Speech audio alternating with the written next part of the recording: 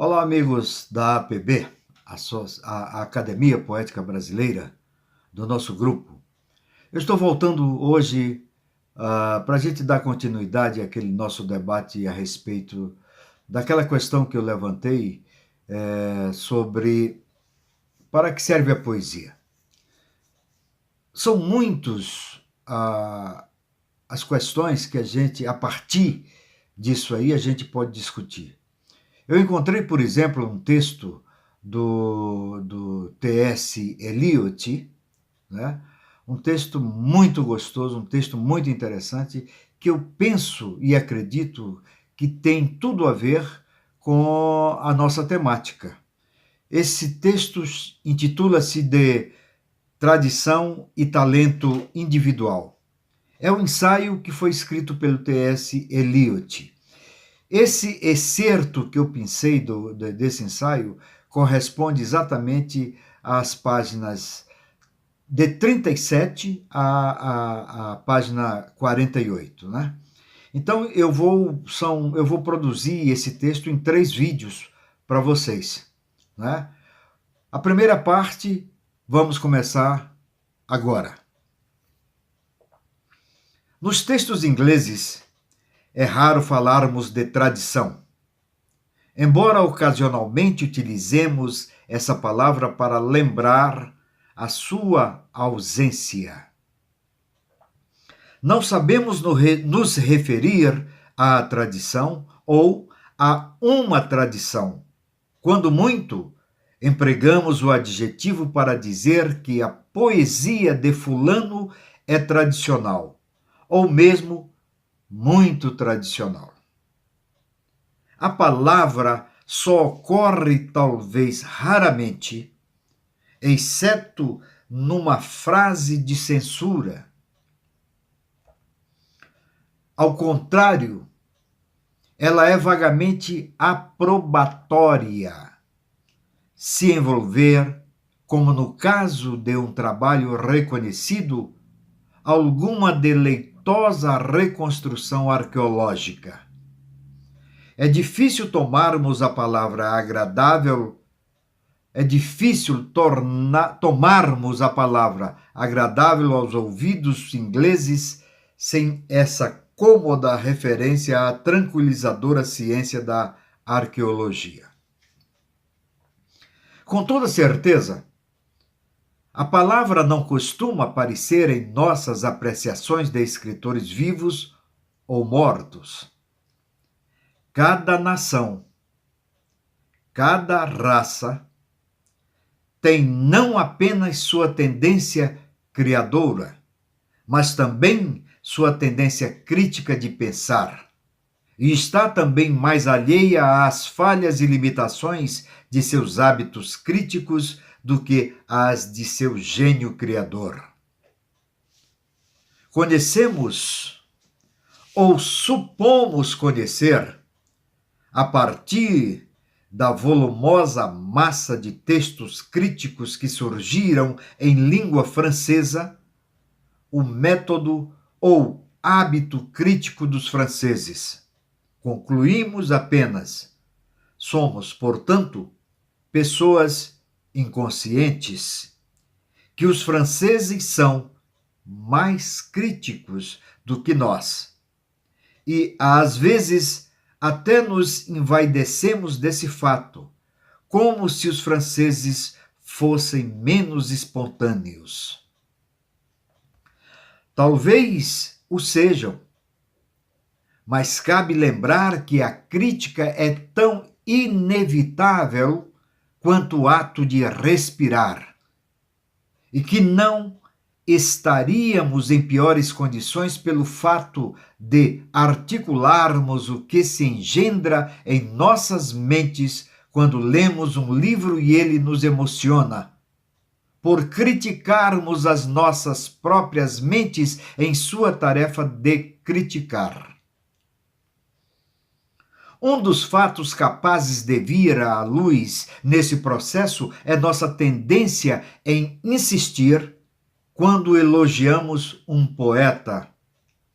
sobre os aspectos de sua obra nos quais ele menos se assemelha a qualquer outro. Em tais aspectos ou trechos de sua obra, pretendemos encontrar o que é individual, o que é a essência peculiar do homem. Salientamos a satisfação, a diferença que o separa poeticamente de seus antecessores, em especial os mais próximos.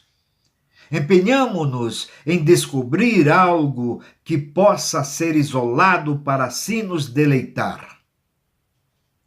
Ao contrário, se nos aproximarmos de um poeta sem esse preconceito, poderemos a miúde descobrir que não apenas o melhor, mas também as passagens mais individuais de sua obra podem ser aquelas em que os poetas mortos, seus ancestrais, revelam mais vigorosamente sua imortalidade. E não me refiro à época influenciável da adolescência, mas ao período de plena maturidade. Todavia, se a única forma de tradição, de legado à geração seguinte, consiste em seguir os caminhos da geração imediatamente anterior à nossa, graças a uma tímida e cega aderência a seus êxitos, a tradição deve ser positivamente desestimulada. Já vimos muitas correntes semelhantes se perderem nas areias, e a novidade é melhor do que a repetição. A tradição implica um significado muito mais amplo. Ela não pode ser herdada, e se alguém a deseja, deve conquistá-la através de um grande esforço.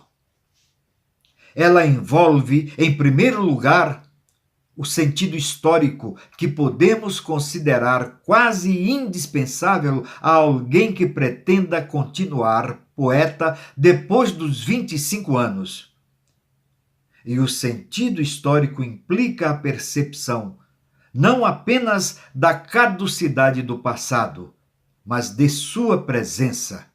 O sentido histórico leva a um homem, o sentido histórico leva um homem a escrever não somente com a própria geração a que pertence em seus ossos, mas com o sentimento de que toda a literatura, desde Homero e, nela incluída, toda a literatura de seu próprio país, tem uma existência simultânea e constituem uma ordem simultânea.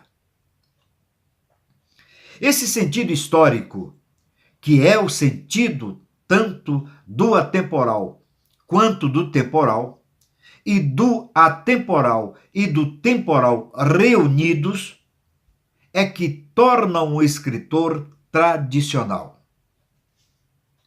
E é isso que, ao mesmo tempo, faz com que o escritor se torne mais agudamente consciente de seu lugar no tempo, de sua própria contemporaneidade. Nenhum poeta, nenhum artista tem sua significação completa sozinho. Seu significado e a apreciação que dele fazemos constituem a apreciação de sua relação com os poetas e os artistas mortos. Não se pode estimá-lo em si. É preciso situá-lo para contraste e comparação entre os mortos. Entendo isso como um princípio de estética, não apenas histórica, mas no sentido crítico. É necessário que ele seja harmônico, coeso e não unilateral. O que ocorre quando uma nova obra de arte aparece é, às vezes, o que ocorre simultaneamente com relação a todas as obras de arte que a precedem. Os momentos existentes formam uma ordem ideal entre si e esta só se modifica pelo aparecimento de uma nova, realmente nova obra entre eles. A ordem existente é completa antes que a nova obra apareça, mas que a ordem persista após a introdução da novidade. A totalidade da ordem existente deve ser, se jamais o foi sequer levemente, alterada. E desse modo, as relações, proporções, valores de cada obra de arte rumo ao todo são reajustados. E aí reside a harmonia entre o antigo e o novo. Quem quer que haja aceito essa ideia de ordem, da forma da literatura europeia ou inglesa, não julgará absurdo que o passado deva ser modificado pelo presente, tanto quanto o presente esteja orientado pelo passado. E o poeta que disso está ciente terá consciência de grandes dificuldades e responsabilidades. Num sentido peculiar, terá ele também a consciência de que deve inevitavelmente ser julgado pelos padrões do passado. Eu disse julgado, não amputado por eles. Julgado não para ser tão bom quanto, ou pior, ou melhor do que o morto. E, de certo, não julgado pelos cânones de críticos mortos. Trata-se de um julgamento, uma comparação, na qual duas coisas são medidas por cada uma delas. Estar apenas em harmonia poderia significar que a nova obra não estivesse de modo algum realmente em harmonia. Ela não seria nova e, por isso, não seria uma obra de arte.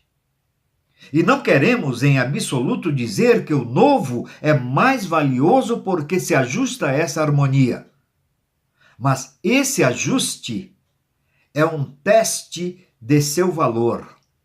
Um teste, é verdade, que só pode ser lenta e cautelosamente aplicado, pois nenhum de nós é juiz infalível em matéria do que está ou não em conformidade. Dizemos, isso parece estar de acordo e é talvez individual, ou parece individual e pode estar de acordo, mas provavelmente nos será difícil se se trata de uma coisa e não de outra. Procedamos a uma exposição mais inteligível sobre a relação entre o poeta e o passado. Ele não deve tomar o passado por uma massa, um mingau indiscriminado, nem concebê-lo inteiramente a partir de uma ou duas admirações particulares, nem organizá-lo totalmente com base num período de sua preferência. O primeiro caminho é inadmissível. O segundo, uma importante experiência da juventude. E o terceiro, uma prazerosa e altamente desejável complementação. O poeta deve estar extremamente cônscio da principal corrente que de modo algum flui invariavelmente através das mais altas reputações. Deve estar absolutamente atento para o óbvio fato de que em arte nunca se aperfeiçoa, mas de que o material da arte jamais é inteiramente o mesmo.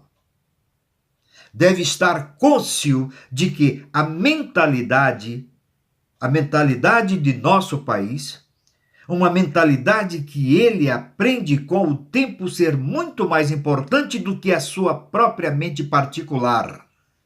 É uma mentalidade que muda. E de que essa mudança é um desenvolvimento que nada abandona en route, que não aposenta nem Shakespeare, nem Homero, nem os desenhos rupestres do artista magdaleniano.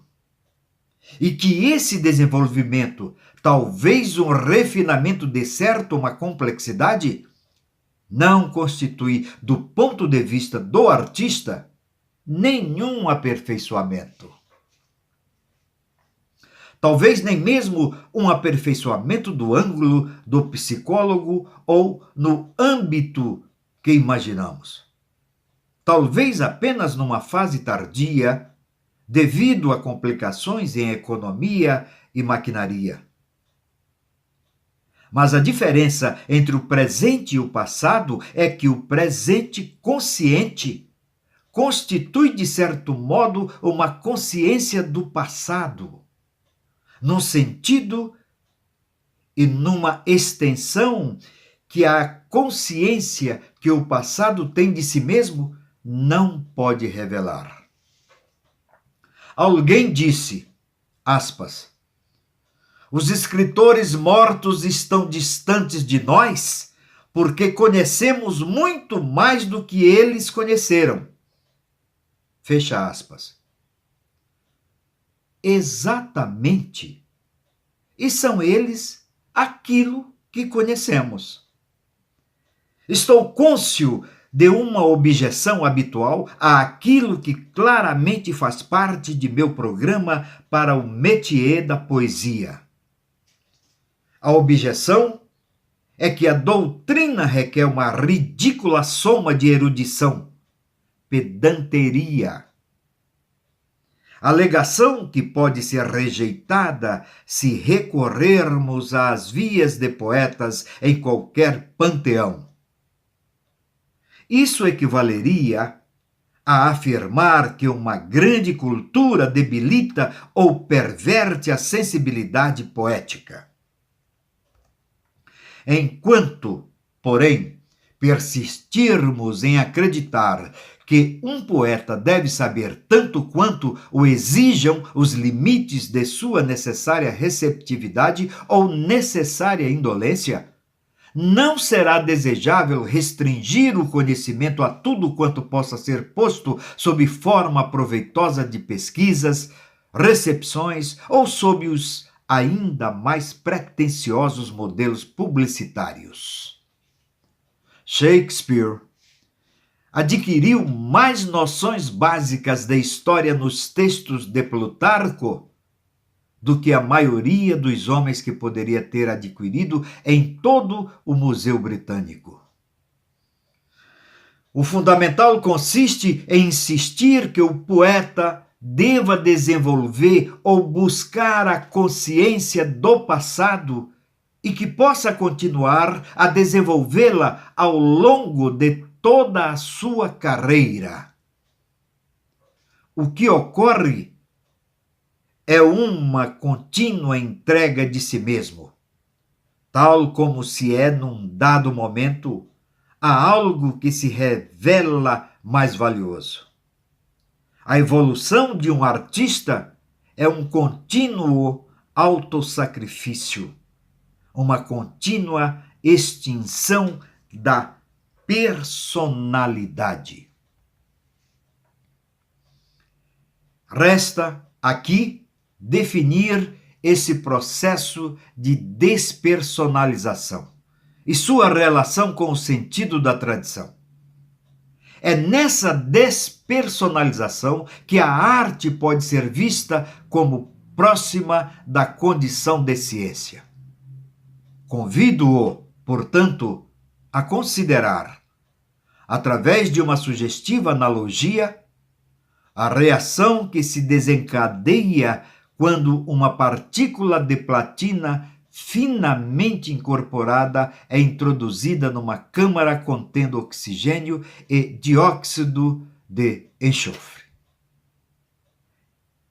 Este, portanto, foi a primeira parte do ensaio do T.S. Eliot, não é? Tradição e talento individual, não é? Depois eu envio para vocês o próximo vídeo com a segunda parte desse mesmo ensaio, para dar continuidade a esse debate. E fica aqui aberta essa primeira parte aí para um debate, para uma discussão, para quem quiser questionar, para quem quiser dizer alguma coisa. Faz um favor também, dá um like aí, dá um clique aí, curte esse vídeo, envia para o seu material e, se puder, inscreva-se no canal, que aí a gente vai cada vez mais melhorando esse trabalho juntamente com vocês. Um abração a todos.